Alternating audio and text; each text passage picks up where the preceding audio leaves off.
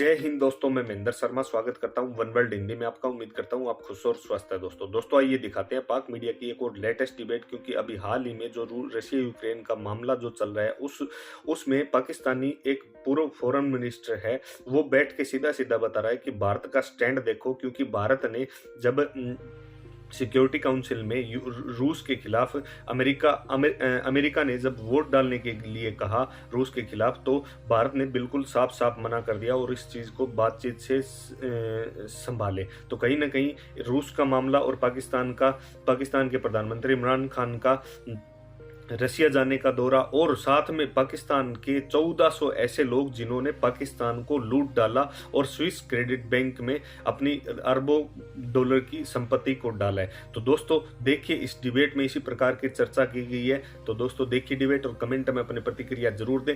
Last में आपसे request करूँगा, चैनल पर नए हैं तो चैनल को सबसे पहले सब्सक्राइब कीजिए, लाइक शेयर कमेंट जरूर कीजिए। दोस्तों जय हिंद, वंदे मातरम, भारत माता की जय। दोस्तों जो अपने ताल्लुकात इतने करीबी करना चाह रहा है जिसकी हद नहीं, और अमेरिका ने भी बड़ी कोशिश की कि हिंदुस्तान को अपना वो एलाई बनाए, लेकिन हिंदुस्तान ने सिक्योरिटी काउंसिल में जब अमेरिका ने और वेस्ट ने रेजोल्यूशन मूव किया यूक्रेन पे रूस के खिलाफ, तो हिंदुस्तान ने नहीं वोट दिया।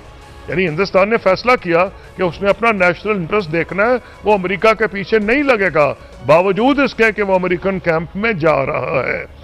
तो हमें भी एक स्ट्रेटेजिक इंडिपेंडेंस दिखानी है फॉरेन पॉलिसी में, लेकिन हमें किसी कैंप का हिस्सा नहीं बनना। और फॉरेन ऑफिस तसलसल से कह रहा है कई महीने से कि हम किसी कैंप का हिस्सा नहीं बनना चाहते, और होना भी चाहिए। हमारी जो एक्सपोर्ट्स है सबसे ज़्यादा अमेरिका है, फिर बरतानिया है, फिर यूरोपियन यूनियन है। तो इसलिए हमारे तो इंटरेस्ट में है, हमारे स्टूडेंट्स भी वेस्ट में पढ़ने जाते हैं। तो मैं कभी पाकिस्तान की ये पॉलिसी नहीं रही कि वो किसी कैंप में जाए। और पाकिस्तान बड़ा मुल्क है, 22 करोड़ की आबादी है, न्यूक्लियर पावर है, 5वीं 6ठी दुनिया की मजबूत फौज है। हमें क्या जरूरत है कि किसी का दुम छल्ला जाके बन जाए। हाँ, हमें क्लैरिटी के साथ मूव करना है। मुझे सर्टेनिटी है कि फॉरेन ऑफिस ने टोटल ब्रीफिंग प्राइम मिनिस्टर को दी होगी, ब्रीफिंग पेपर्स बनाए होंगे, और वो कोई वजह नहीं कि इसको ऐसे इंटरप्रेट किया जाए कि जैसे हम वेस्ट के मुखालफत में रूस जा रहे हैं। कसूरी साहब, बड़ा बहुत केयरफुल होना पड़ेगा। इतना रोए, 1400 लोग हैं, मैं ये नहीं कहता, उनमें बहुत से लोगों ने हलाल का पैसा भी रखा होगा वहां पे, अगर यानी रखा होगा तो कुछ लोगों के नाम भी आए हैं वो आपके सामने है। बहुत से लोगों के नाम नहीं आए। ये मुझे याद पड़ता है कि हमने डिले किया था मुआहिदा, पाकिस्तान का एक अफसर जाके ये मुआहिदा कर आया था, मगर बाद में इसहाक डार साहब को पता चला तो उन्होंने उसको दोबारा कहा कि नहीं जी ये ठीक नहीं हुआ, इसे दोबारा करेंगे। अब उसमें कुछ लोगों ने अकाउंट गायब कर लिए, कुछ ऐसे भी रिकॉर्ड आया है कि अकाउंट माजी में रखे गए थे, अब नहीं है, मगर रिकॉर्ड तो रहता है। तो आप क्या इस पर कमेंट करेंगे भट्टी साहब? काजी साहब देखें, इसहाक डार का काज जिन्होंने खुद मुबैना अरबों खरबों रुपए ले जाके मनी लॉन्ड्रिंग से में फिर फ्लैट और दूसरी चीज़ें ली हो, वो मनी लॉन्डरों को ही सपोर्ट करेंगे। बदकिस्मती ये है कि पाकिस्तान में खबरें तो आ जाती हैं, फलां आदमी ने, अब वो अख्तर अब्दुर्रहमान साहब की आई, भाई उनके पास इतना पैसा क्यों आया? भाई इसकी तहकीकात होनी चाहिए। ये कौम का पैसा है। क्या यही वजह है कि चंद खानदान अमीर तर अमीर खरबों रुपए के मालिक हो जाते हैं, 95% लोगों को रोजगार नहीं मिलता? कादी साहब, ये खसूसन जो करप्शन पे जीरो टॉलरेंस होनी चाहिए, और ये सोशल मीडिया पे गंदी, लेकिन कौन करेगा? हमें तो समझ नहीं आ रही। अब वजीर आजम ईमानदार भी हैं, इमरान खान साहब हैं, तो वो लटकाएं इनको। पनामा आया, उसमें भी 400 से कुछ ज्यादा नाम थे, पंडोरा बक्स आया, वो भी आया, अब ये भी आ गया। अब मैं भी पता है कि करप्शन जुबान आम है, लेकिन इन्हें सजाएं कौन दिलाएगा? इसके खिलाफ कार्रवाई कौन करेगा? क्या काजी सईद ताहिर, मलिक, आरिफ, हमीद भट्टी या दीगर हमारे साफी भाई सिर्फ निशानदेही करते रह जाए? आखिर इन्हें कानून की गिरफ्त में लाना होगा। अगर भट्टी साहब, मैं माफी चाहता हूँ, मुझे यहाँ आपको रोकना पड़ रहा है, मगर मैं ये दूं कि उनके साहबजादे जो हैं, इसकी न्यूयॉर्क टाइम्स में भी उन्होंने इसकी तरदीद की है, उनका मौक़िफ़ भी हम लेंगे, हमारा फोरम उनके लिए हाजिर है। हमें ज्वाइन किया है इस वक्त एक इंतहाई आम शख्सियत जनाब साबिक़ वज़ीर ख़ारजा खुर्शीद महमूद कसूरी साहब। Thank you very much for your time sir. हजूर, मैं सीधा इस पे आता हूँ। एक तो जो दौरा है रूस का, इसकी क्या, और एट अ टाइम कि जब रूस की और वेस्ट की ठन गई है, 1,90,000 फौज एंटर हो चुकी है यूक्रेन के इलाकों में, ये हमें जाना चाहिए नंबर वन। और दूसरा, आप क्या देखते हैं, ये एस्केलेट कर रही है, ये कहीं कोई जंग की तरफ बढ़ रहे हैं हालात, और पाकिस्तान में इसमें कहां खड़ा है जनाब कसूरी साहब? अच्छा, मुझे आवाज़ आपकी साफ नहीं थी, जो मुझे सुनाई दिया है वो मैं ये कि हालात किस तरह बढ़ रहे हो, पाकिस्तान को क्या करना चाहिए। जी जी, लाइन अच्छी नहीं थी। आपको मेरी आवाज़ साफ आ रही है? जी बिल्कुल क्लियर, लाउड एंड क्लियर आ रही है। अच्छा जी, ओके जी। जहाँ तक ये मामलात है ना यूक्रेन के, बड़ा गंभीर है और इतना आसान नहीं जितना कुछ वेस्ट का मीडिया बयान कर रहा है। एक ये जो यूक्रेन का मामला है, यूक्रेन बहुत रूस के साथ, ये स्लाव नेशन है, स्लाव रेस है, एक ही रेस है, और सदियों इकट्ठे ये रहे हैं। और जो बहुत मशहूर वज़ीर आज़म थे गुरबाचोव, जो मशहूर ज़माना हुए थे, जब अपना जूता उठा के उन्होंने यूनाइटेड नेशंस के अंदर सिक्योरिटी काउंसिल की टेबल पे दिखाया था, तो ये वो साहब वो टोटली मुंसलिक रहे सोवियत यूनियन से।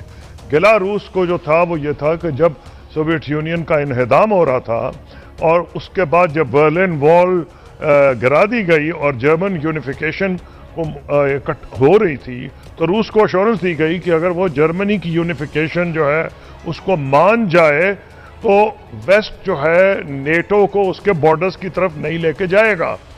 लेकिन उस वक्त रूस कमज़ोर था और फिर अमेरिका ने, नेटो ने अपनी मनमानी की।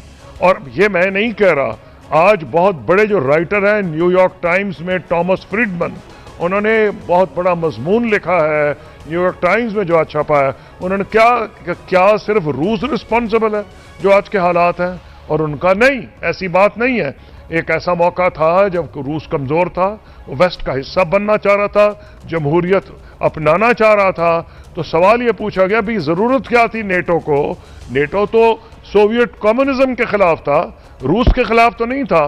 सोवियत कम्युनिज्म का तो इन्हदाम हो गया था सोवियत यूनियन का, तो खुद उनके पीछे ये पड़े, वहाँ जाके इन्होंने एक्सटेंड किया। जितना जैसे रूस मजबूत हो गया, उसने अपने दांत इनको दिखाए। पहले तो जॉर्जिया में दिखाया, उसके बाद जॉर्जिया के बाद इनको जब मैसेज फुल नहीं मिली तो फिर वो उन्होंने क्राइमिया में जो मुंसलिक था इससे, यूक्रेन से, वहाँ कब्जा कर लिया। और फिर 2000 में साथ में मौजूद था कॉन्फ्रेंस में जो म्यूनिक में हुई थी, जहाँ एक मार्कुतलारा तकरीर की थी प्रेसिडेंट पुतिन ने, और अमेरिका वाले बहुत नाराज थे। सेनेटर लूगर अमेरिका की नुमाइंदगी कर रहे थे। तो मुझे अच्छी तरह याद है कि प्रेसिडेंट पुतिन ने कहा, ये इराक पे जब हमला अमेरिका ने किया है, ये उसके बाद की तकरीर है। उन्होंने कहा हम कोई नहीं मानते जो आप कहते हैं रूल्स बेस्ड, हम सिर्फ यूनाइटेड नेशंस सिक्योरिटी काउंसिल या यूनाइटेड नेशंस में जो इंटरनेशनल है उसको मानते हैं। क्योंकि बावजूद इसके कि यूनाइटेड नेशन सिक्योरिटी काउंसिल ने अमेरिका को इजाज़त नहीं दी थी हमला करने की इराक पे, उन्होंने फिर भी वायलेट किया और एक चीज़ बनाई जिसका था कोलिशन ऑफ द विलिंग, यानी जो इनके साथ मिल जाए वो ठीक है। हमला किया, जो इराक का हशर हुआ वो हमको पता है, उसका अमेरिका को भी नुकसान उठाना पड़ा, लेकिन ज़्यादा तो मुसलमान उससे मारे गए। तो उस पर पुतिन ने तकरीर की थी कि हम ये बर्दाश्त नहीं करेंगे, आपको बदलना पड़ेगा रवैया। फिर उसके बाद मैंने आपको बताया जॉर्जिया, उसके बाद क्राइमिया। फिर 2014 में इन इलाकों पे जो रूस की अक्सरियत है, रूसी बोलने वालों की अक्सरियत है, रूसी नस्ल की, वहाँ अफेक्टिवली यूक्रेन की हुकूमत नहीं थी जो सेंट्रल गवर्नमेंट कीव किया है। वहाँ जिनको वेस्टर्न मीडिया सेपरेटिस्ट कह रहा है उनकी हुकूमत थी। आज जो किया है प्रेसिडेंट पुतिन ने, वो ये किया है कि उनको रिकग्नाइज कर लिया। अब अमेरिका शुरू से ये कह रहा है कि हम बड़ी अनप्रेसिडेंटेड सैंक्शंस लगाएंगे अगर रूस ने हमला किया यूक्रेन पे।